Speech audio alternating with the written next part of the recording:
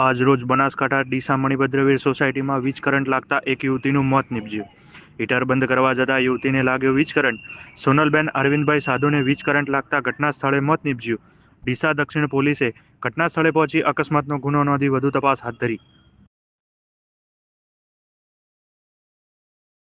આજરોજ બનાસકાંઠા ડીસા મણિભદ્રવીર સોસાયટીમાં વીજ કરંટ લાગતા એક યુવતીનું મોત નીપજ્યું. હીટર બંધ કરવા જતાં યુવતીને લાગ્યો વીજ કરંટ. સોનલબેન અરવિંદભાઈ સાધુને વીજ કરંટ લાગતા ઘટના સ્થળે મોત નીપજ્યું. ડીસા દક્ષિણ પોલીસે ઘટના સ્થળે પહોંચી અકસ્માતનો ગુનો નોંધી વધુ તપાસ હાથ ધરી.